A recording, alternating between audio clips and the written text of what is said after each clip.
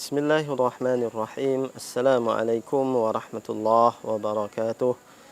Alhamdulillahilladzi nazzala al-furqana ala 'abdihi liyakuna lil'alamin nadhira. Allahumma salli wa sallim ala sayyidina Muhammadin wa ala alihi wa sahbihi wa man sara ala hadiyihi wa sunanihi ila yaumiddin. Amma ba'd. Sebelumnya kita menerangkan bahawa dalam membaca Al-Quran ada kaedah-kaedah tertentu, ada tata cara baca yang sudah ditetapkan yang harus kita ikuti.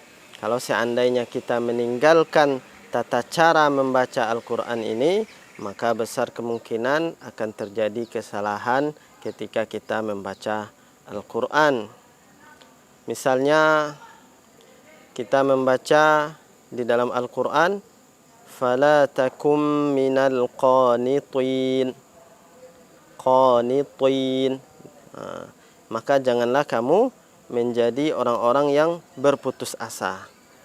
Salah kita dalam melafazkan huruf ta, yang mana dia harusnya kita baca dengan tebal, kita baca dia dengan tipis. Fala takum minal qanitin. Maka terjadi perubahan makna dari Al-Quran yang kita baca.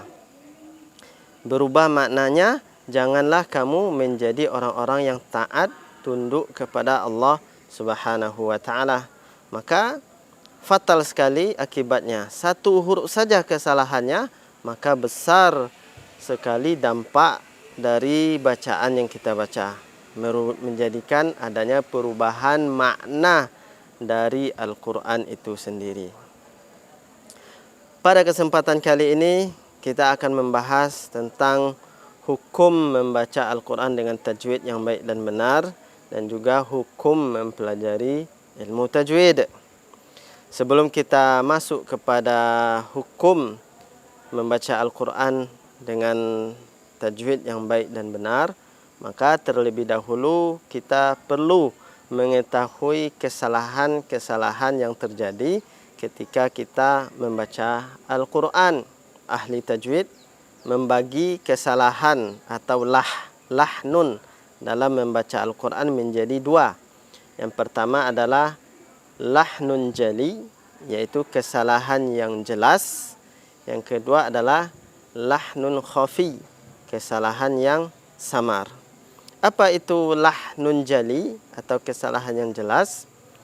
Yaitu adanya kesalahan di dalam membaca Al-Quran berkaitan dengan bentuk dan susunan dari kata atau kalimat yang ada di dalam Al-Quran, atau adanya kesalahan dalam membaca harakat Al-Quran. Dinamakan dia dengan lahnun jali, kesalahan yang jelas, karena semua orang yang bisa membaca Al-Quran, baik pakar tajwid atau orang awam yang bisa membaca Al-Quran, ketika dia mendengar bacaan Al-Quran yang dibaca, maka dia akan mengetahui bahwa terjadi kesalahan di dalam bacaan yang dibaca. Misalnya kesalahan yang berkaitan dengan adanya perubahan bentuk dan susunan dari kata atau kalimat Al-Quran. Misalnya Allah dalam Al-Quran mengatakan fakassarakum. Kita rubah menjadi fakassarakum. Ya, awalnya huruf tha kita ganti menjadi huruf sin. Fakassarakum artinya menjadikan banyak. Kalau fakassarakum artinya menghancurkan, maka terjadi perbedaan satu huruf merubah makna dari Al-Quran yang dibaca. Atau contoh lain, misalnya a'udzu billahi minasyaitonir rajim. Ya, aku berlindung kepada Allah daripada syaitan yang terkutuk. Ar-Rajim. Salah kita membaca jim, kita ganti dia dengan huruf ha menjadi Ar-Rahim, maka jauh sekali maknanya berubah. Maka menjadi penyayang, Ar-Rahim, Padahal yang betul adalah ar-rajim. Ini adalah kesalahan berkaitan dengan bentuk atau susunan dari kalimat Al-Quran. Adapun kesalahan jali, kesalahan jelas yang berkaitan dengan perubahan harakat dalam Al-Quran. Misalnya, siratal ladzina an'amta alaihim. Kita ganti menjadi siratal ladzina an'amtu alaihim. Maka an'amta menjadi an'amtu. Maka terjadi juga perubahan makna di dalam ayat yang kita baca. An'amta artinya adalah jalan orang-orang yang engkau beri nikmat kepadanya, kepada mereka. Sedangkan an'amtu adalah jalan orang-orang yang aku beri nikmat.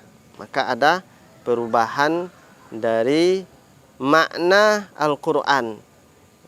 Disebabkan adanya perubahan dari harakat Al-Quran yang dibaca.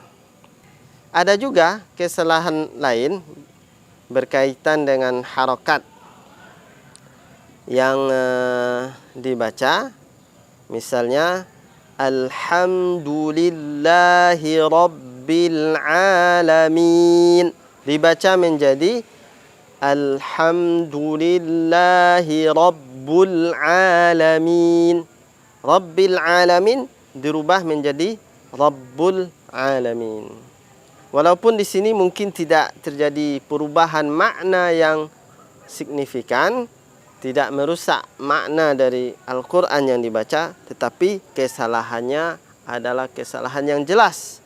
Yang mana apabila ada orang memperhatikan kita membaca Al-Quran seperti itu, maka orang tersebut akan langsung mengetahui bahwa kita salah dalam membaca Al-Quran.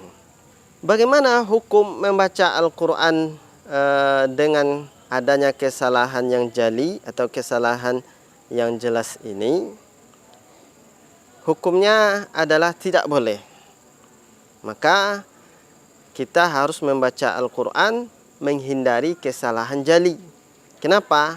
Karena seperti yang kayak kita terangkan tadi, bahwa kesalahan jali ini sangat besar kemungkinannya merubah makna dan pemahaman dari Al-Quran yang dibaca. Kemudian kesalahan yang kedua adalah lahnun khafi, kesalahan yang samar. Dinamakan dia kesalahan yang samar karena yang mengetahuinya tidak semua orang bisa langsung. Hanya orang-orang tertentu yang mungkin mempelajari ilmu tajwid dengan tekun atau orang yang pakar dan ahli dalam ilmu tajwid yang akan langsung mengetahuinya. Misalnya, kesalahan yang terjadi dikarenakan tidak sempurnanya kita memberikan hukum tajwid pada bacaan Al-Quran yang kita baca, atau tidak sempurnanya sifat dari beberapa huruf yang kita baca. Misalnya pada kalimat su'ul azab. Su'ul azab. Su' dia adalah mad wajib muttasil. Dia dibaca 4 atau 5 harakat. Dan apabila dibaca su'ul azab tidak sampai 4 atau 5 harakat, maka terjadi kesalahan dalam membacanya. Namun kesalahan ini tidak menyebabkan adanya perubahan bentuk dari kalimat Al-Quran yang dibaca, sehingga tidak menyebabkan perubahan makna dari Al-Quran yang dibaca. Contoh lainnya adalah kita tidak memberikan sifat dengung pada bacaan yang mana dia harusnya dibaca dengan dengung. Misalnya pada kalimat anfusakum, harusnya dia dengung anfusakum, kita baca anfusakum, maka kita sudah melakukan kesalahan dalam membaca kalimat ini, yaitu dengan tidak memberikan sifat dengung atau gunnah pada bacaan yang kita baca ini. Namun hal ini juga tidak merubah makna dan kandungan dari Al-Quran yang dibaca. Maka hukum membaca Al-Quran dengan adanya lahan khafi, kesalahan yang samar, maka menurut ulama, bagi orang-orang yang pakar dan paham akan hukum tajwid, maka aib bagi mereka melakukannya. Adapun bagi orang-orang biasa yang tidak terlalu mendalami hukum tajwid, maka la syai' alaihim, tidak ada masalah bagi mereka. Itulah di antara bentuk-bentuk kesalahan yang terjadi ketika kita membaca Al-Quran. Dan masih banyak lagi kesalahan-kesalahan lain yang tidak dibolehkan kita melakukannya ketika membaca Al-Quran. Misalnya berkaitan dengan makharijul huruf. Maka tidak dibenarkan kita membaca makharijul huruf dengan adanya kesalahan. Karena seperti yang kita terangkan, kesalahan dari membaca makharijul huruf akan membuat huruf tersebut berubah menjadi huruf yang lain. Ketika dia berubah menjadi huruf yang lain, maka berubah kalimat Al-Quran yang kita baca. Berubah kalimat Al-Quran yang kita baca, maka berubah juga makna dan pemahaman Al-Quran yang kita baca. Misalnya kalimat asa. Asa dengan sin, kita baca dengan aso, maka berubah hurufnya sin menjadi sad. Berubah kala juga katanya dan berubah juga maknanya. Maka kesalahan dalam makharijul huruf ini tidak dibolehkan. Kita mesti membaca Al-Quran dengan makharijul huruf yang tepat. Maka itulah di antara bentuk-bentuk kesalahan yang terjadi ketika kita membaca Al-Quran.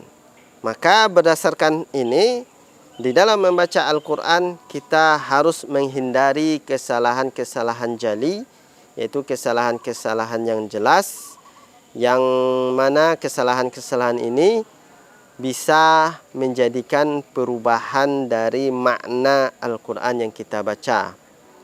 Adapun kesalahan-kesalahan khafi, kesalahan-kesalahan samar, maka bagi orang yang paham akan ilmu tajwid, maka aib bagi mereka untuk melakukan hal ini. Paham dia hukum tajwid tetapi dia meninggalkannya, maka aib baginya. Adapun bagi orang biasa, maka tidak ada masalah. Sekarang kita masuk ke pembahasan berkaitan dengan hukum mempelajari ilmu tajwid. Tadi kita sudah terangkan bahwa kalau kita tidak mempraktekkan ilmu tajwid atau tidak membaca Al-Quran dengan tata cara yang benar, akan memungkinkan kita salah dalam membaca Al-Quran. Untuk itu, hukum mempelajari ilmu tajwid yang berkaitan dengan praktek bagaimana cara kita membaca Al-Quran dengan baik dan benar, wajib hukumnya fardu ain bagi setiap muslim. Maka merupakan keharusan bagi setiap individu muslim untuk mempelajari bagaimana cara membaca Al-Quran yang baik dan benar. Adapun berkaitan dengan mempelajari ilmu tajwid secara lebih mendalam, secara ilmiah, hukumnya adalah fardu kifayah. Tidak semua kita harus mempelajari ilmu tajwid secara mendalam, secara ilmiah. Berdasarkan penjelasan kita tadi berkaitan dengan hukum membaca Al-Quran dengan tajwid yang baik dan benar, dan juga hukum mempelajari ilmu tajwid, maka bagi kita seorang muslim sudah merupakan kewajiban bagi kita untuk membaca Al-Quran dengan baik dan benar. Kenapa? Karena Allah Subhanahu wa taala berfirman di dalam Al-Quran, "Warattilil Qur'ana tartila." Dan bacalah Al-Quran dengan tartil, dengan tajwid yang baik dan benar. Adapun sebagian di antara kita yang memiliki kekurangan di dalam membaca Al-Quran sehingga mereka tidak bisa membaca Al-Quran dengan semestinya, maka kita juga tidak mengatakan kepada mereka berhenti dari membaca Al-Quran. Tidak, melainkan mereka harus terus membaca Al-Quran, kemudian juga berusaha untuk belajar membaca Al-Quran dengan baik dan benar. Rasulullah sallallahu alaihi wasallam bersabda, "Al-mahir bil Quran ma'as safaratil kiramil bararah."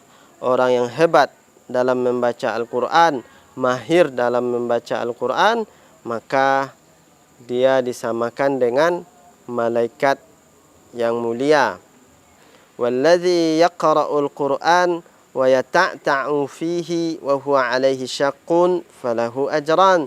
Adapun yang membaca Al-Quran berat, membaca Al-Quran terbata-bata dalam membaca Al-Quran, namun dia semangat terus senantiasa membaca Al-Quran, berusaha juga untuk mempelajari Al-Quran dengan baik, maka baginya ajran, baginya 2 kebaikan. Inilah pertemuan kita kali ini, yaitu berkaitan dengan hukum membaca Al-Quran dengan tajwid yang baik dan benar, dan juga hukum mempelajari ilmu tajwid. Pembahasan selanjutnya akan kita teruskan pada pertemuan selanjutnya insyaallah. Aqulu qawli hadza astaghfirullah li wa lakum wallahu a'lam bis-shawab. Wassalamu alaikum warahmatullahi wabarakatuh.